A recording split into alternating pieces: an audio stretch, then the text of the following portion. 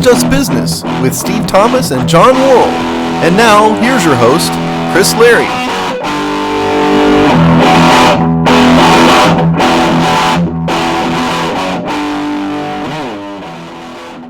Hello and welcome to another episode of It's Just Business on the Hogstein Network, the show where we look at the dollars and the cents of the sports, business, media, industrial complex, which is in a global standstill. Steve, how are you doing today? Oh, I'm fine. I'm trying to just get over my dry cough, and I've got the chills a little bit, and a little bit of a fever. But other than that, I'm doing fine. I'm, going to go out and across the street and ask my neighbor if they have the same symptoms or not.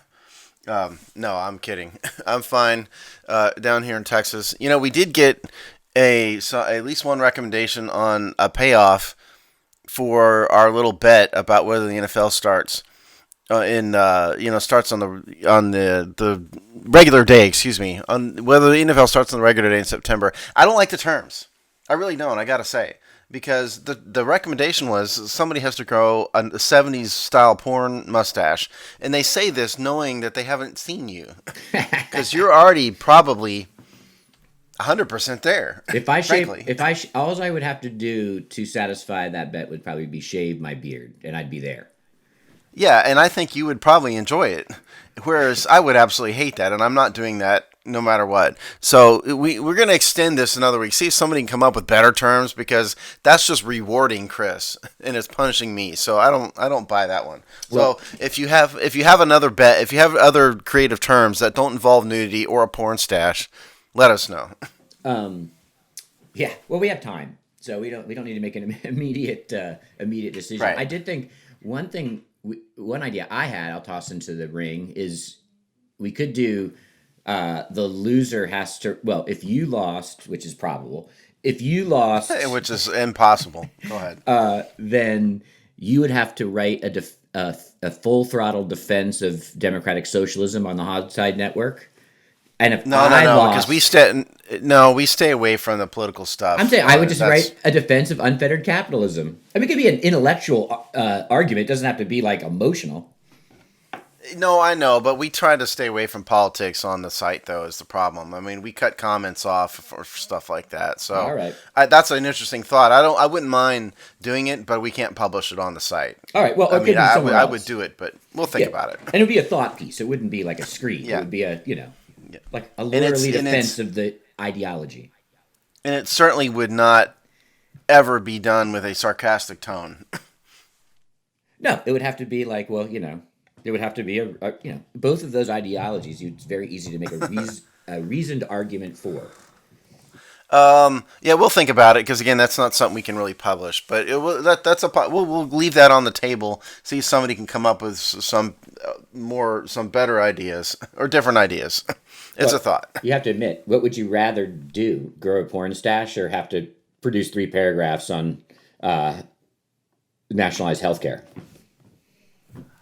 I mean, I could make an argument for anything. Of course, the argument's going to fail because there is no argument for it, so it's going to be a crappy argument by its very nature. Well, the goal isn't just to convince someone; it's just to frame it and put your name on it. Let's come up with something better. Because I'd have to actually live with myself. Is the problem.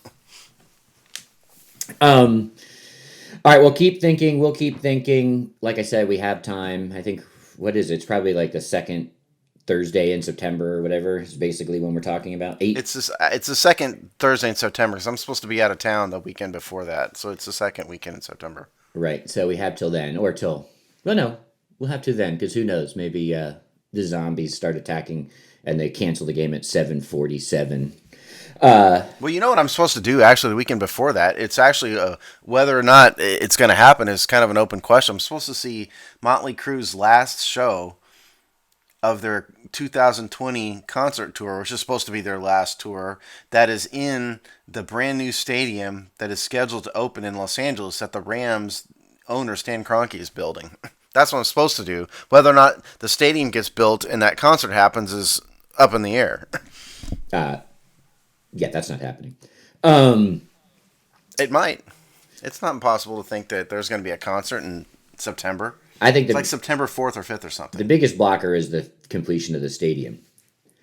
All right, so let's jump into it. So we've had, from a news standpoint, we've probably had three big cancellations in the sports world. One, obviously, what we I think talked about on our last show, but had come to pass by the time we published the show, was that the 2020 Summer Olympics in Tokyo has been postponed a year to 2021. I don't think they've announced dates, but they've announced intention that it'll be in summer 2021. So that has happened, and then we've had Wimbledon canceled. So that would have been usually in mid-late June, first time since World War II. And then also the British Open, I believe, has also been canceled. Yeah. So, and that goes... Well, that and also the two horse races that are after the Kentucky Derby, the Preakness and the... yeah, those have been... There's no point in having those if you're not going to have the Kentucky Derby.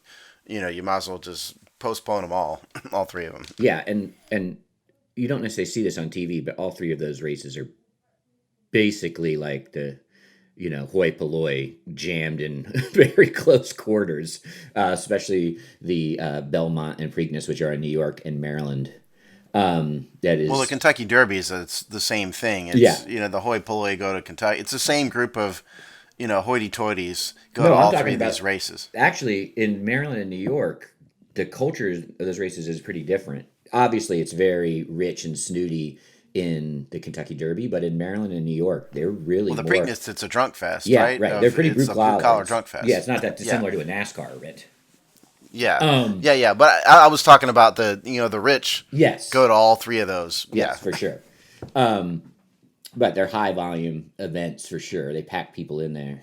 So those aren't happening. So those are the big cancellations.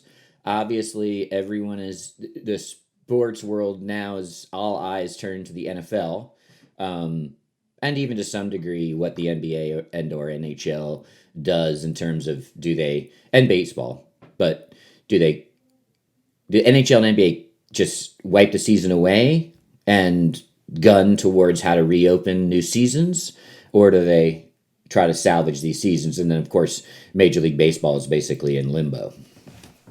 Yeah, my view hasn't changed. That may happen, but why on earth would you decide that now? There's no reason to decide that now. There's too much money at stake. The president we were recording this on Sunday. The president had a conference call on Saturday with all of the commissioners of all the major sports leagues, plus whatever Vince McMahon calls himself, and Dana White, who is the owner of the UFC. And it doesn't look like the president had anything too specific to say other than just, we want to get sports open as soon as possible. The country needs it. And he's shooting for August, September to have everything open, full fans in stands, and etc. And was very non-specific, but that was kind of the substance of the call. In terms of the NBA is doing a bunch of, interesting things to kind of fill the time. But in terms of the season, I think we went over this last week. I think there's too much money at stake for them to just say, oh, let's just, forget the season. It screws up the salary cap.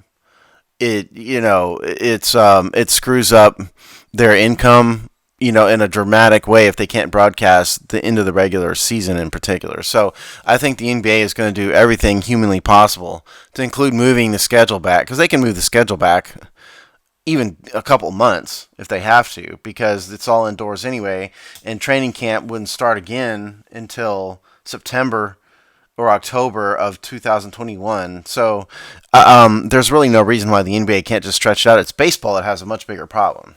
Because you stretch baseball out too long, then you're in even in Florida or Arizona, you're talking about weather that's prohibitive to play baseball. Probably like through the darkest months of winter, that's a problem. So I think baseball actually has a bigger problem than basketball. Yeah, plus they're already now they're probably a week into their season technically, right? Yeah, and it's going to take them, a couple weeks at least to get ramped back up, because they didn't even finish spring training. They're going to have to basically redo some bastardized version of spring training to be able to start, because you can't just throw pitchers in particular out there and immediately. So it's going to take them, say, at least like 3 weeks to ramp back up. Even if they started today, games wouldn't start until May, for example. I think the NBA and the NHL are going to have to look at. They're going to come down to a pretty simple decision. Do we try to salvage the season and push everything? Basically reboot some version of that. And I'm saying this accepting a Steve worldview, Pollyanna view, just for the sake of argument. But they're going to have to make a decision that they either finish their season and then delay the beginning of their next season. Could even imagine it starting in January of 2021. If they allow the end of this season to carry on into the early fall, which I think is what both leagues would be looking at realistically, even in a positive kind of a positive view of how this rolls out. So I think they're going to look at is it more hurtful to just cancel the season and start fresh with the new season, or finish the season and drastically delay the beginning of the next? That's basically the kind of A/B choice they're going to look at. Why would they have to delay the start of next season? Because if you don't, you're talking about November. That's when this NFL or the NBA starts its season. They have a long off season. Remember, they're gonna have because even it's a like positive several view months. of this has this going in, picking those leagues back up in probably early summer. So at that point, you still got they could drastically reduce the playoffs. They could go to they could have whatever. 4 teams from each East West or whatever. But I think you just cut down the number of teams that are in the playoffs. That's what I'm saying. So into the realistic group. So that could be a different possibility. But I don't see them finishing their season and starting at their normal starting time. I think that's. I just think they've got like 3 months to play it. They've got 3, maybe 4 months to play with. And the players have already had a break. Remember, everybody's healthy now at this point. And so I don't know why they couldn't keep some semblance of normalcy. I'm all about normalcy always. And making football players play too many games is one thing, but basketball players, it's a different thing. I can't speak to hockey too much. I'm not a huge hockey fan. I don't know how long hockey players really need to take a break, but the NBA, as long as they can get the season over with and the playoffs over with by August, say. There's a couple months in there. I don't know why things can be normal. That's my point. And there's no weather issue. Obviously. I just think it's 0.0 point chance that you'd have the playoffs as constructed, this season finish, and the next season start on time for either of those sports. All I can do is disagree with you. All I can do is disagree with you. In particular, again, there's no reason why the NBA couldn't even play in practice gyms if they really wanted to. Basketball is a tournament culture anyway. Yeah, right? I didn't say all those things are possible. I'm just, but you didn't. I don't think you hear me. You're not gonna have your full suite of playoff. Some part of this will be sacrificed. You will not have your full suite of normal playoff teams. You will not. Or you won't have an end of the season, and you won't have a beginning of the next season. You cannot have status quo on all 3 of those things and pull it off. I think it's possible. I still think it's possible. If it were me, what I would do, if you have to choose, is I would cut the playoffs. I think you could cut the playoffs in half, and have 4 teams in each conference, and that's it. And then you've got 2 rounds of 7 games. Basically, before you get to the NBA Finals. Did I do that right? Yeah. 1, 2. Yeah. So that's what I would do. If you have to cut something, cut that, because the first couple rounds are pointless anyway. It's just a pointless money grab as it is. There's too many teams in basketball playoffs anyway. How often has the 8 ever beat the 1? I don't know it off the top of my head. I know the Dallas Mavericks did that once, like 10 years ago. But beyond that, I'm not sure anybody's ever beat the 1. Yeah, no, it doesn't happen. In hockey, it happens all the time. In fact, last year, both number 1 seeds were gone in the first round of the playoffs. Didn't the 8 get all the way to a conference final? That's fairly normal in hockey. Yeah. I would say if I would say the most likely path, that I would probably agree. I think the only way they make it work with the scientific reality plus just the calendar reality would be truncated playoffs. Yeah, I would move if it were me and I was the NBA. I would move heaven and earth to have a normal 2021 start. Right. So that would mean some part of the season has to go, whether it's all of it or Yeah. piecemeal is TBD. But I would agree that that would be my focus as well. Yeah, and I think as we talked about in the last show, I think the NBA has too much money at stake to waive too many of the regular season games because of the TV contracts. So I think, you play a few more back to backs. You get in. I think we're at 21 games left. I think is where they were when the season got suspended. So they could truncate that schedule a little bit, take away a few games or a few days off here and there. The players are healthy and have been off now for a while, so you just kind of you cram that schedule together, then have a bastardized version of the playoffs, and then that's it. And then you crown the Lakers a champion, and everybody's happy. A delayed response on that one. I was wondering what you just sat there and looked at me there for a minute. It's like, wait a minute, he didn't get my my future prediction. Boy. Well, we'll see. The Major League Baseball, I think, is, yes, I agree. They are in a tighter jam right now, for sure. They don't have nearly. Yeah, it's almost like this idea. It sucks for hockey and basketball that they basically were at the tail end of their season, and that obviously has many, many, many, many, many, many headaches. But baseball, almost that limbo zone of being right at the end of their training camp, and not knowing how or when to start their season, that is a level of uncertainty that really has got to be driving them bonkers. Yeah, and you see, baseball's another sport that's a tournament culture. So they really could play a bunch of double headers and be fine. They just have to manage their bullpen differently a little bit. But you could greatly compress a baseball season if you really had to. If they really want. In the last story we saw, and this was in hardballtalk.com, which is one of my favorite.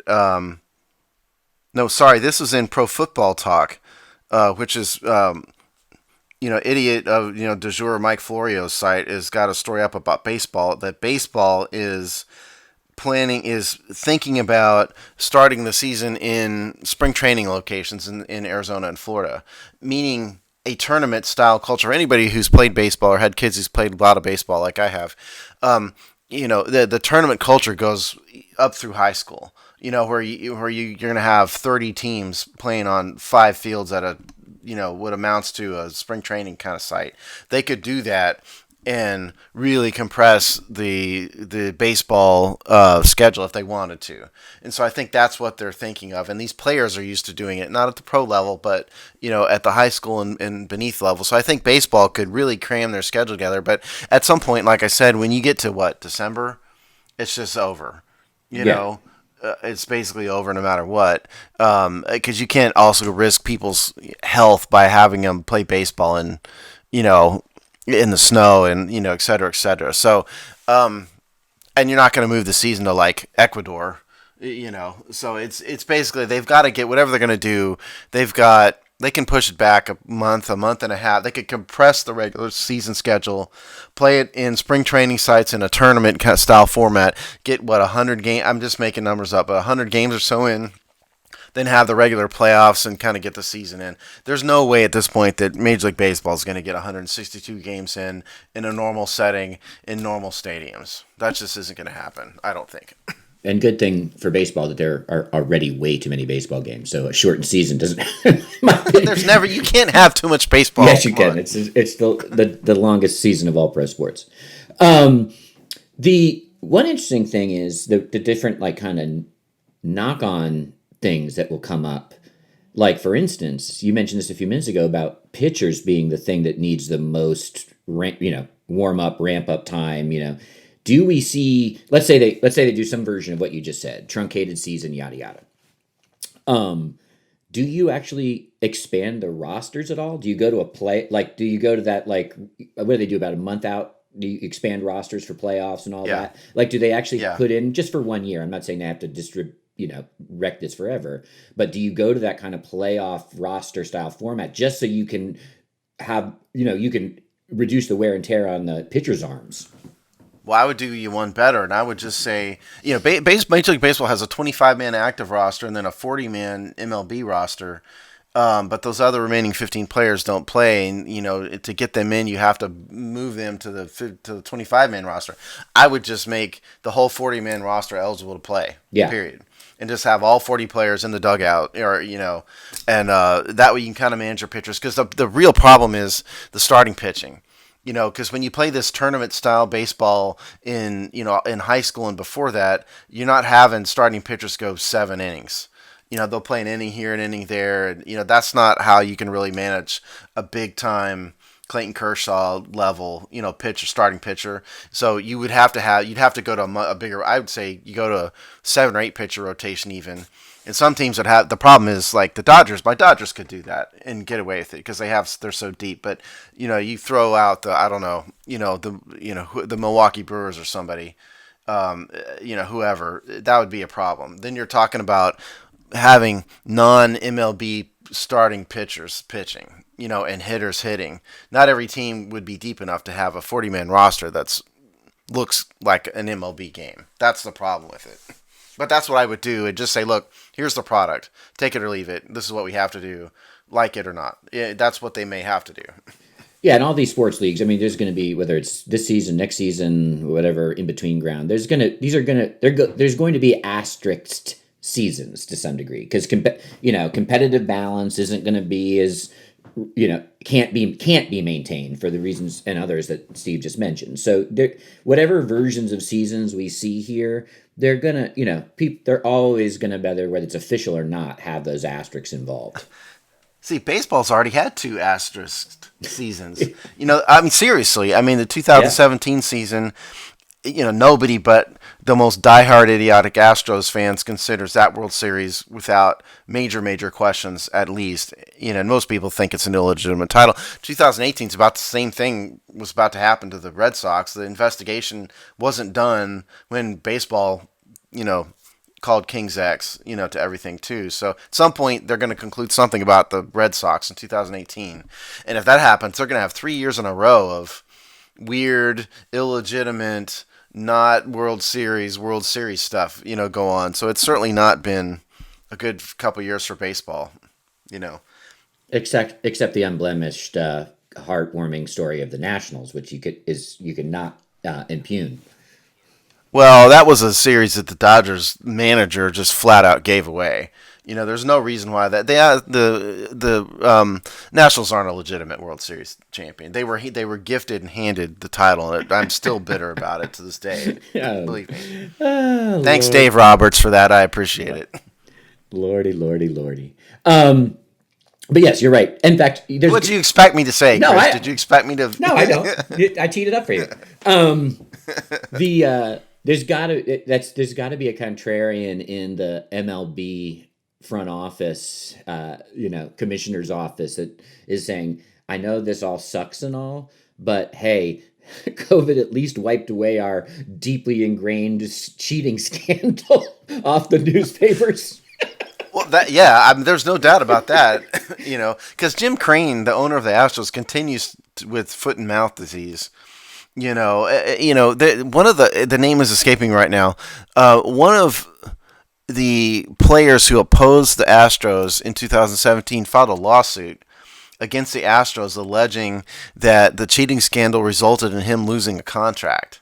And the lawsuit got tossed out because the judge said, this is too tenuous. You can't prove, that the team just didn't like you. There's no, you can't link the two to a level required in a civil suit. But in that lawsuit, Jim Crane, who's the owner of the Astros, claimed that Major League Baseball had completely exonerated him from wrongdoing, which is not even close to what baseball said. They just said there was no evidence that Crane knew about it, is what Major League Baseball said in the report, which is a far cry from exonerating.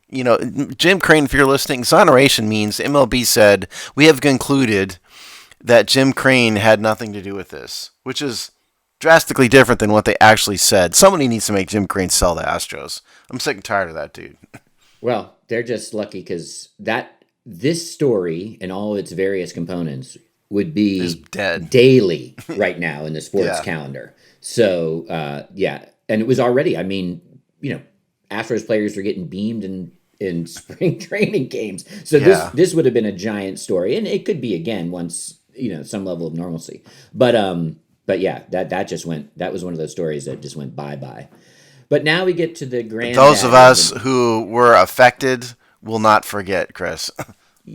I'm sure. No, and listen. I could give two craps about the Dodgers, but I'm as outraged by the level of cheating as anyone who values fairness in their athletic endeavors. Um, but the big one in front of us is obviously the NFL. That really it's got maybe enough time, maybe not enough time. It's dominating the sports landscape right now just because, and in a commendable way, I'll say, been able to maintain their off season news cycles. So it's if you want to talk about sports at all, it's pretty much that isn't COVID related. The NFL offseason is about your only field of play. So they are now the main petri dish for all of this, and some interesting rumblings that started to come down. One, we'll see how they handle the draft. Already, lots of contingency plans on how they'll do that, and obviously the proper kickoff to their season, both from official play as per our bet, but also OTAs, spring training camps, et cetera, are all there are things immediately in the calendar that will start to get decided on by the league and individual teams. Yeah, let's start with free agency. First of all, idiot du jour Mike Florio said the NFL would be making the biggest mistake since playing after the assassination of John F. Kennedy by having free agency start. And every supposed expert on the face of the earth said, "Oh, it can't be done. There's no way you can sign players to free agent contracts, et cetera, et cetera." Me, I was one of the few voices who said, "All that's dumb. Of course they can do it." And lo and behold, free agency did go off with basically without a hitch. They had to work around some medical stuff, but more or less it happened. Now, the draft is the next thing on the calendar, Chris. That is scheduled for the 23rd through 25th of April. Now, the draft is definitely going to happen no matter what. They could do the draft. The supplemental draft is done via email. For those of you who aren't aware, the supplemental draft is emailed. They could do an email draft if they really wanted to. They could have a camera trained on Roger Goodell's laptop and then have Adam Schefter, Mel Kiper, and some ESPN talking heads babble on and go, have Adam Schefter on the phone say, my understanding is that the Buffalo Bills are about to hit send on their email. You could do the draft like that and have people would watch it because they are so starved for attention. For sports attention. So the draft is going to happen in some format or another, without a doubt. It will probably be, the last word we heard was that it was going to be a, quote, virtual draft without explanation. So again, that could be email. It could be, what ESPN reported just this morning, Sunday, is that they are considering making GMs do the draft from home and just report into the NFL office in one way or another. And so you could have Roger Goodell in his office, or some NFL conference room in the NFL front offices announce the picks as they come in. You could do it that simply if you wanted to. I totally agree. I agreed on free agency. I thought that, first of all, just a little background on me. I've worked basically distance and remote, not exclusively always, but predominantly for the last 12 to 13 years.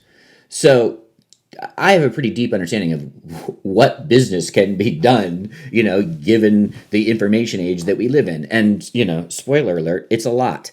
So I had no doubt that you could pull both free agency and the draft off, even in that most intense of, here's your GM reporting from his basement man cave, right? Or calling in picks from his basement man cave. All of that is highly, highly, highly doable. And in even the most medically safe way, you could hermetically seal the man caves and it could still happen. So Yes, I totally agree on that. The only thing, the slight thing that I was worried about, which ended up not being the case for free agency, was I just thought that they'd have to deal with the narrative of these players signing, millions of dollars of contract as many people's economies, personal and global, crumble. I thought that could be a PR night, but it didn't. That was my. I would have guessed that might be the case. Didn't materialize, and that was my only hiccup on that. They'll do the draft. You're exactly right. There's no reason you can't distribute players via a virtual capacity. So that will 1,000% happen. And in terms of like the media coverage, because yes, there's going to be. You think first of all, there is already a high thirst level for draft coverage, status quo. So now it's going to be through the roof. You see the nightly news. You see the late night talk show hosts. They're getting good at home studios. So you're right. You can cover from ESPN. You can cover this almost exactly the same way that you would anyway. I'm sure most of these people already have home studios either in the process of being constructed. So everything can happen as is. That to me is insane that you would think it couldn't. You could make some argument about some competitive balance issues around who can see what, but they shouldn't stand in the way of pulling this off. And as we already talked about, the long tail of competitive balance issues are going to be here regardless. Yeah, I mean, listen, we in the Hogsty have been doing virtual shows since the beginning. Spoiler alert, Chris and I are not in the same room, and we have never met in person. Yeah. I've never seen Chris Larry in person. It's always done virtually, and there's no reason why ESPN with all its resources and the NFL Network and ABC with all their resources can't do the same thing and make it look professional.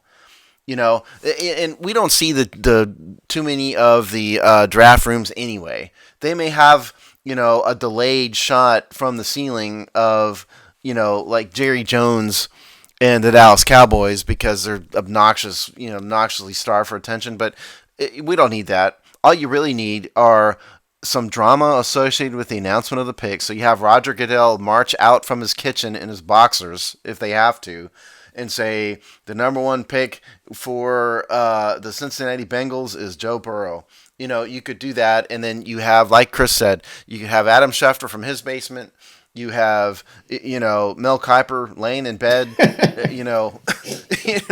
I mean, you have Todd McShay at his kitchen table. You can do all of that and have the same amount of drama, the same amount of tension, but you won't have, what will be different is you probably can't have the draft choices interviewed, at least at a great extent, because you got to connect them all, with Skype, and you're not going to have the shots of 20 family members and an agent, crying and hugging. That'll have to change. But even then, they can get some of them. Yeah. I think virtually. They can still probably not all of them realistically, but they can get some of them virtually. Yeah, you're not going to get some tight end that was just dropped in the 4th round with getting backslapped in his living room. But you can get Joe Burrow, you can get Chase Young. Yeah. You'll still. I mean, those are locks. So you can. And some of these guys may not have the capability just from their homes ESPN to be able will send to do it to that. them. They'll send them a studio in a box. True. Yeah, that's true. Yeah, you're right. I mean, you could ship. Yeah, ESPN would die to do that. They'd ship them a laptop. Yeah, that's true. And so you could do all of them if you wanted to. And as viewers, we're now conditioned to pretty crappy low production value. Just we're seeing this on news, live TV. We're seeing all these things are Skype interviews or Zoom interviews or whatever. So people are used now and starving for content anyway. So the production value is who cares if they're talking and you can see and hear them. That's all people care about. Well, and the late night hosts have gotten pretty good at having semi-decent quality in the video too. I don't watch too much late night TV anymore because I get sick of all the politics in it. But I do watch Conan O'Brien sometimes, and they had Adam Sandler, and the video wasn't awful. Yeah. It wasn't full HD, but it was certainly watchable. So they could do the exact same thing. You're right. ESPN could ship them laptops and be happy to spend the money on it. You're exactly right. So the point is draft is going to happen. It's just a matter of what virtual method it is going to. They're not going to have. The Las Vegas thing's been canceled. Oh, yeah. That isn't going to happen. Even without a crowd, that's not going to happen. And there's no need to fly the NFL to Las Vegas to do this. That's a waste of time at this point. Yeah, it shows you how superfluous all that was anyway. And I'm not begrudging them that they do it, but you don't need it. Well, and frankly, I mean, the 600,000 people in Nashville, it boosted probably the draft ratings, but really all that money goes to the local economy, not really to the NFL. Yeah. Because it's bars and, restaurants and all the rest of that stuff. So the NFL is just sort of getting attention from it more so than making money out of it. And they can let that go for a year. They'll be fine, trust me. Nobody's going to starve in the NFL front offices. Yeah, and of course they had big plans for Las Vegas. They're rolling out a new franchise. Lots of Right. Opportunities that go under. But yeah, you can have the draft. Where it gets interesting, and interesting quickly, because I think some of those rookie camps start probably, like, some of them start within week to 10 days of the end of the draft. Well, yeah, the CBA allows that there is a rookie minicamp a couple weeks after the draft, and that's almost assuredly not going to happen. Right. So, where it gets interesting, you're talking OTAs, mini camps, training camps, preseason, and obviously the kickoff, which, Steve and I are, for many reasons, but for whatever the outcomes of our bet will be, watching with keen interest. But that's where it starts to get serious for the NFL. And I think really their first big circle the date moment is that Hall of Fame game. Like, when do they call that? Yeah. Well, I think the NFL could do without OTs if they really wanted to. It's going to be where it's a really disadvantage is the teams with new coaches, like the Redskins, and the others, because, they kind of need time. But you can kind of work through that. The real circle the date moment to me isn't the Hall of Fame game. It's the start of training camp, because you can't have NFL players walk in and start playing football. You have to have contact, a couple weeks, a month of contact practices, and to get them into real game shape. You cannot just start the season. So to me, the circle of date moment is whatever day it is at the end of July 29th or something is what it usually is, something like that. So they kind of have to have training camp in some format, even if it's without the media and crowds there. You have to be able to get the players together at some location at the team facility somewhere to have a regular train. You have to, whenever the season starts, whether Chris and I are right or wrong, you have to have about a month of ramp up. You have to have a full training camp, so call it like 5 weeks of ramp up before the football can start. So to me, it's not the Hall of Fame game; it's the week beforehand. That's the circle of date moment for me. I think it's probably more true in football and baseball than in both, because baseball you have to get the pitchers in shape. The pitcher's arms you have to be carefully managed when you're talking about an elite level like that. Basketball, you could just a couple weeks and have them play and they'll be fine. I can't speak to hockey really, but baseball and football, those are the ones you really have to have a ramp up to. I think basketball and hockey are pretty similar. Hockey's a little bit more physically exhausting, just from skating. I'm not even talking about the hitting, but both of those sports, especially when it's a level playing field of rust, do okay playing themselves into shape. Now, it might be crappy, right? I'm not saying it might be some bad matches that you have to watch, but both those sports, you can kind of play yourself back into the quality product, where you can't do that in football and baseball. Yeah, and in terms of some of the other sports, like golf is easy to do. You can get golf back up. Golf is probably the easiest one to get ramped up. They could almost start golf immediately. Right, if you have limited press and no crowd. I mean, it's basically social distance anyway. Fly some camera crews in. Fly some camera crews in there. You could get golf regular season back up. There's no warm up required. Have them go out there and play. You could have golf started the nanosecond the president says it's okay to live your lives again. Golf could start up immediately. Tennis a little bit more, a little tougher maybe, but golf is the one to watch for. I think to start off with. They've canceled the Masters, but the U.S. Open is not canceled, and the PGA. None of the rest of the stuff is canceled, to my knowledge, except the British Open. Yeah, no, I haven't heard. So you've still got two majors that are on the table right now. And don't forget, the Masters was the first one. The Masters was the first big tournament of the season. So the U.S. Open and then the Players Championship come later in the season. So we'll see. But golf is the one to watch for to start off first. Yeah, and they may show you how to do it with, how to still run the event without 3/4 of the people involved, basically, including fans. So we will see. We will see. I think the competitive balancing in the NFL, and I'm not saying this just as a Redskins fan, but it does deeply hurt. I think it's 5 teams with new regimes this season. Um, that really is a competitive balance. That is one of your most acute competitive balance issues to me. Um, and it's actually part of my reason why I think you will see maybe slight, but you'll see some delay in the kickoff of the season. Yeah, because you could distribute playbooks, but there's no substitute for these teams installing new systems. That's really, really tough. So I mean, again, whether whoever is right or wrong in our bet, to the circle the date moment is training camp. You have to have a full training camp to get these teams ready at a minimum. There have been seasons when we have not had OTAs. 2010, the OTAs got wiped out because of the strike shortened year. That was almost a strike shortened year, the CBA negotiations. So you kind of work through that. You could give players playbooks. You could tell them to get together and do this on your own to whatever extent possible. But it's not the same. It just isn't the same. No. So we will see.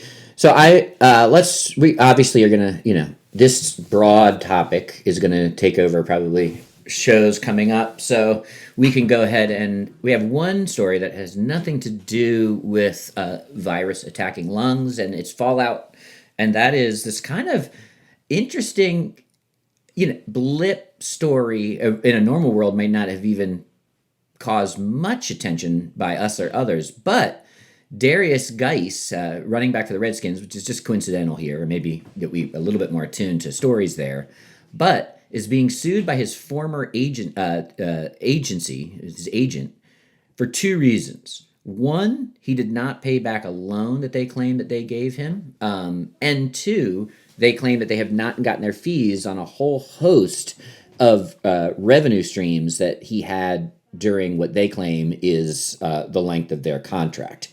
And it's, I think, a $500,000 suit, right, Steve, basically? Yeah, 500,000, yes.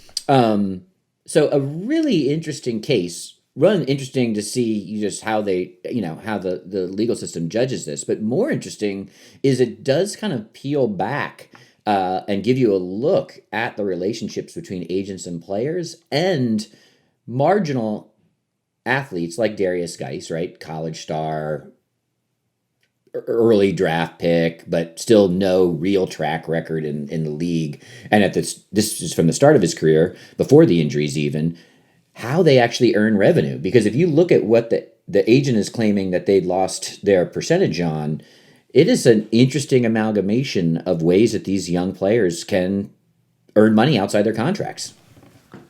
Yeah, first of all, the loan between agent and player is common and happens in most situations. Your Johnny Manziel's of the world probably didn't need a loan. For those of you unaware, Johnny Manziel's family is very, very, very wealthy. They're Texas oil family.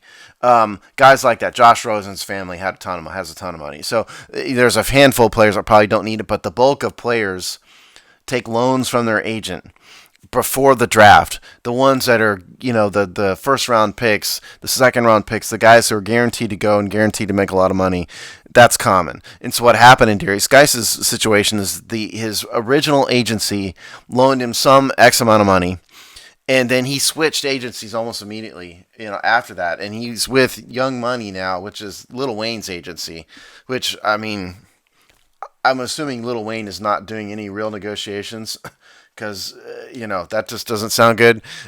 So presumably there's professionals who are working for that agency. But so that's part of it. So the allegation is that Darius has not paid back that money. The other part of it, like Chris said, is the interesting part. It's sponsorship deals. It's Nike and Hyundai were among them. Now, what you ask is Darius Guice doing for Nike? That's a good question. There's not a Darius Guice shoe, and so the duties are, wear Nike, apparel everywhere, probably social media posts, appear in certain things.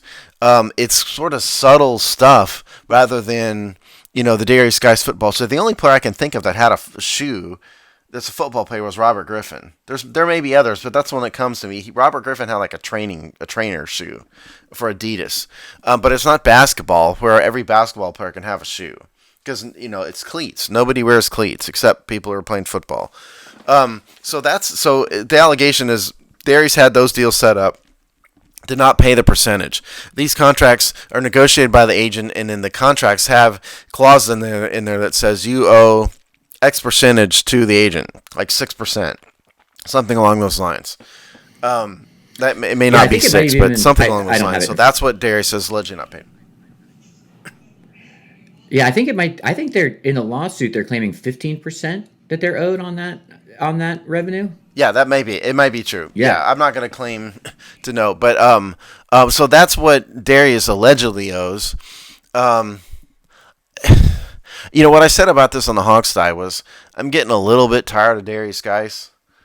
With it's like drama and social media posts, yet not playing because constantly injured. But that's the football part of it. It's just inattentive and negligent to not pay the loan back. You could argue, I guess, about whether he contractually owes this much or that much in the sponsorship deals, conceivably, but to just not pay back the loan means he's just not paying attention. Well, it's very dumb because he had the money. It's very dumb because one, you're going to pay for whatever reason he didn't pay it, whether it's negligence, ignorance, willful. Who am I to say? But you're going to pay. And maybe he did pay it back. I mean, it's an allegation. But if he didn't pay it back or pay out the allotment on the deals that were negotiated in his name and to his benefit, if he loses some version of this lawsuit, you're going to pay. I mean, you're going to pay back exponentially more than you would have if you had just paid back the loan and paid your agent fee on your revenue. So it's just so dumb. It's well, it's both penny foolish and dollar foolish, but you're just going to end up paying so much more in the long run. It's just criminal sometimes, this advice or these decisions that are made. It just, we're talking about, especially for a guy, who may not play physically, and he may have, like if you're watching what the Redskins do, they've assigned about 1,900 running backs in the last couple weeks. So this idea that you just willy-nilly give this money away in the end if you don't do the like minimum things that you need to do on it. It's just, this is generational money that you give away at that point. Yeah, people need to understand that when you get a judgment like this against you, there's pre- and post-judgment interest that's included, and you're probably, depending on the jurisdiction, but it's very likely that he's going to end up paying attorney's fees as well. And a lawsuit like that, 6 figures, easily 6 figures. If not more, for a lawsuit like that, if it went all the way to trial. So yeah, say the allegations were $500,000, 191 of it was the loan, and the rest of it was the sponsorship fees in some form or fashion. So if he owes $500,000, add pre and post judgment interest at some percentage to that, and so you're accruing, months and months and months and months, a year probably of interest on $500,000. Or more than a year, and then attorney's fees. So you're going to probably pay double. Just spitball, you could pay double what you actually owe at the end of this if it truly went all the way through to the end. So it's just stupid.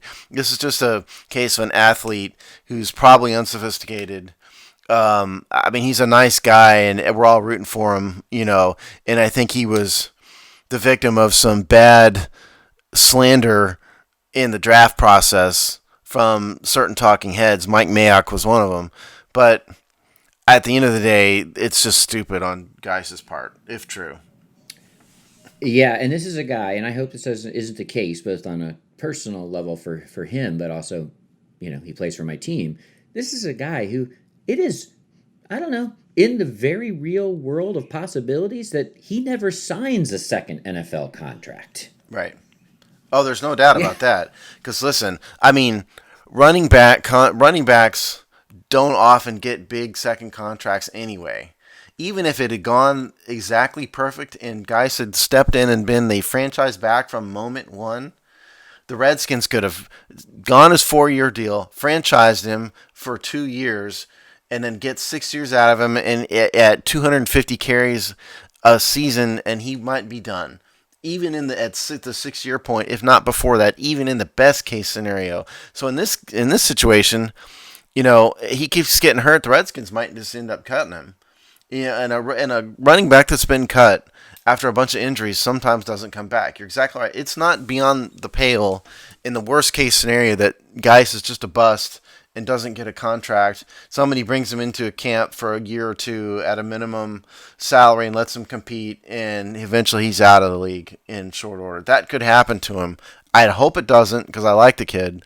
That could happen. So the idea of giving away some enormous percentage of what he's earned, because second round picks, newsflash, to you and I, it's a lot of money, but in the world of the NFL, it's not.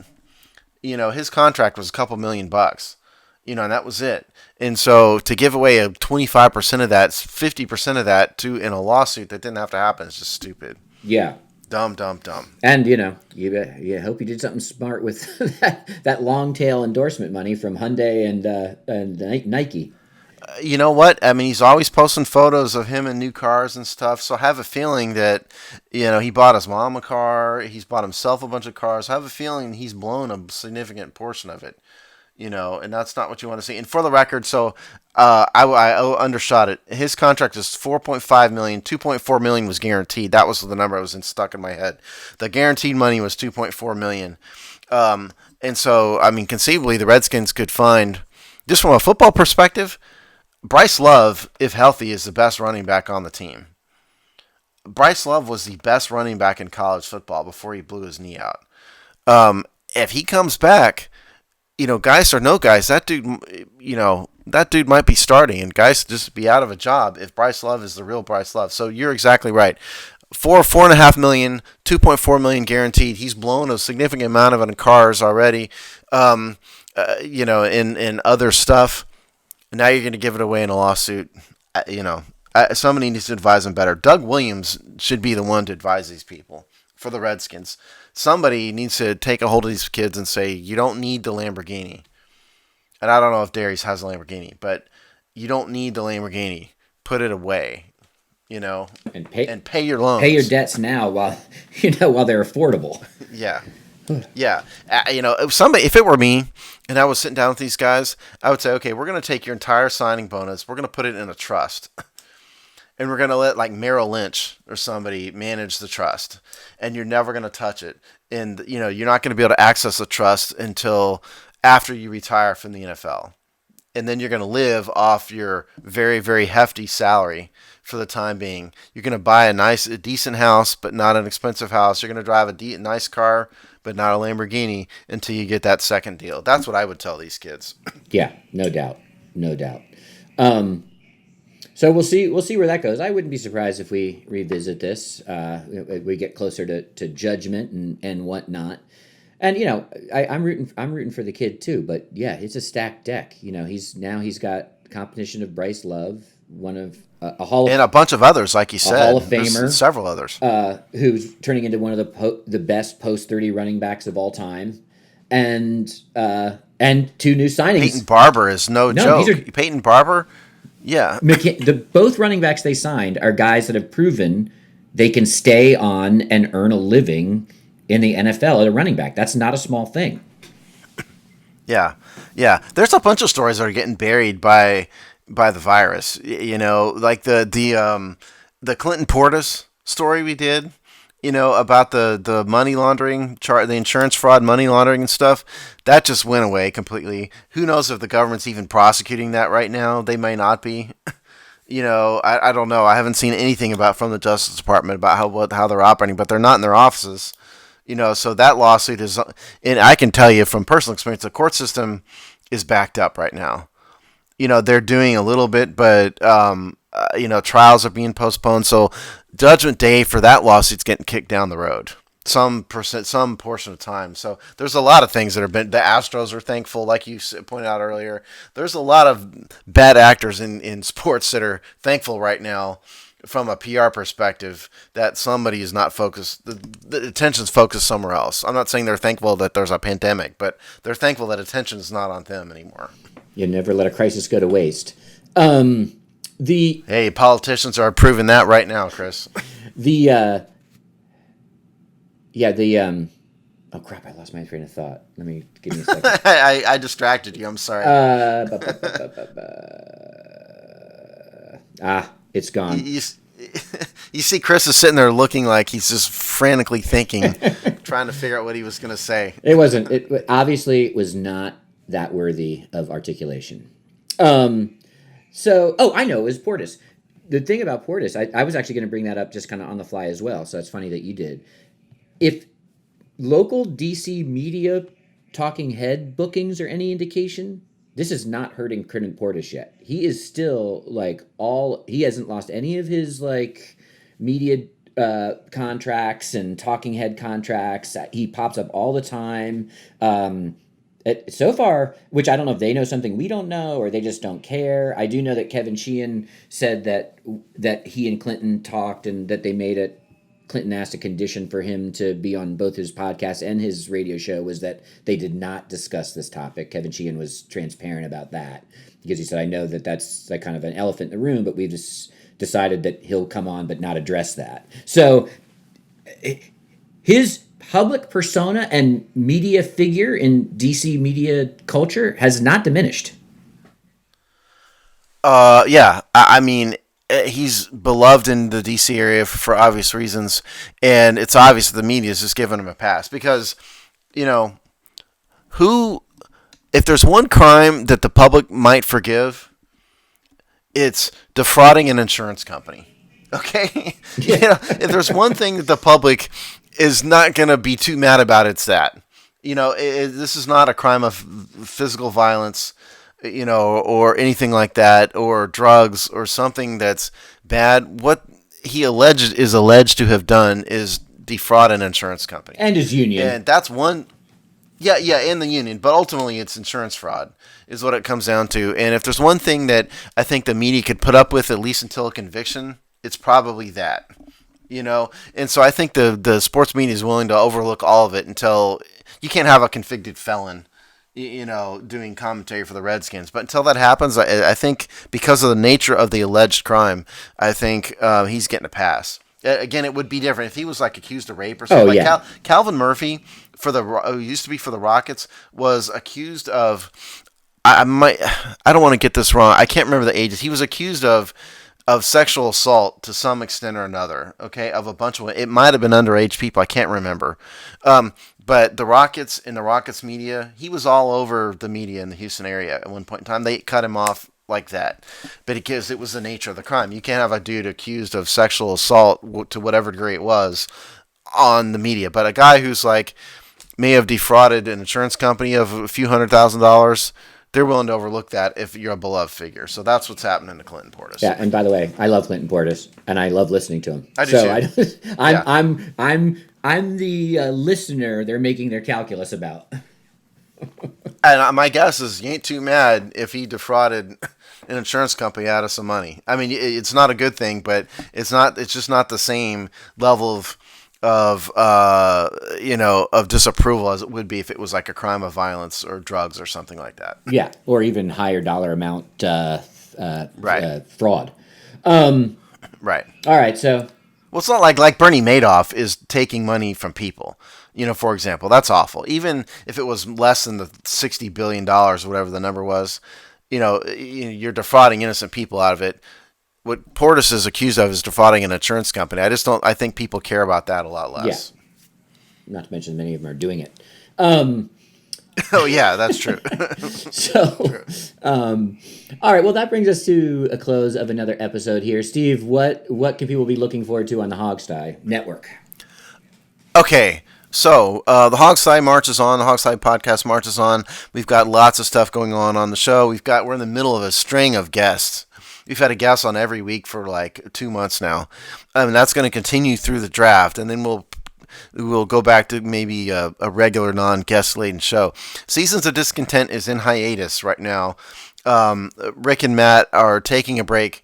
while the sports world is taking a break. They may be back before the draft, and they will definitely be back when sports starts getting kind of ramped up again. So that's that. But we have the same great written content we always have. Lots of draft analysis going on right now. So stay tuned and look for more. Awesome. And please, if you've got bet ideas, get them to the Hogsty. Get them at It's Just Business. Email us. Track me down at ChrisLarry33.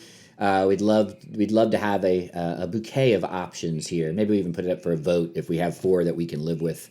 So get those to us, and we'll be back in 2 weeks.